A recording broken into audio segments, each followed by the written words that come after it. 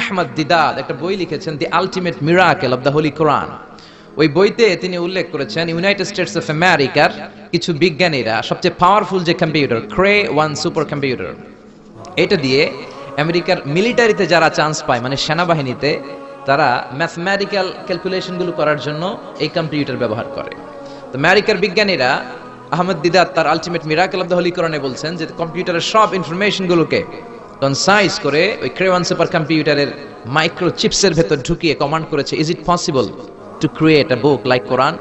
ও computer, তুমি analysis করে বলো এই কোরআনের মতো আরেকটা বই কি পৃথিবীর মানুষের বানানো সম্ভব? আপনারা বলছেন জি না, কিন্তু কম্পিউটার বলেছে ইয়েস, সম্ভব, it's possible, it's possible, but you need to spend more than 63 octillion years. সম্ভব, কিন্তু পৃথিবীর সব মানুষদেরকে 63 অক্ট্রিলিয়ন বছর বেঁচে থাকা লাগবে আর চেষ্টা করা লাগবে। এটা শুনে বিজ্ঞানীরা তো মহা খুশি, হোক না অক্ট্রিলিয়ন আর ফক্ট্রিলিয়ন, পারাতে যাবে। কিন্তু নিউমেরিক্যাল সায়েন্স বলে যে octillion is very dangerous to reach there. Octillion হচ্ছে এমন একটা সংখ্যা যেটা পর্যন্ত পৌঁছা মানুষের পক্ষে অসম্ভব। সংখ্যাতাত্ত্বিক নিয়ম আমাদেরকে শেখায় যে সংখ্যা শুরু হয় একক দিয়ে, তারপরে দশক, তারপরে শতক, তারপরে সহস্র, তারপর উজুদ, তারপরে লক্ষ, তারপরে নিযুত, তারপর কোটি, তারপর মিলিয়ন, বিলিয়ন, ফিলিয়ন, জিলিয়ন, তারপরে হচ্ছে অক্ট্রিলিয়ন। সুবহানাল্লাহ কইতে পারলেন না?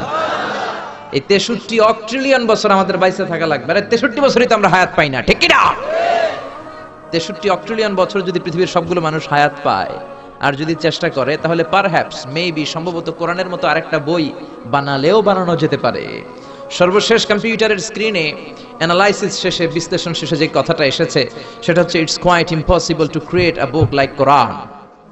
পৃথিবীর মানুষগুলোর 63 অক্ট্রিলিয়ন বছর বেঁচে থাকাও সম্ভব না, কোরআনের মতো আরেকটা বইও বানানো সম্ভব না। চিল্লায় বলেন ঠিক কিনা?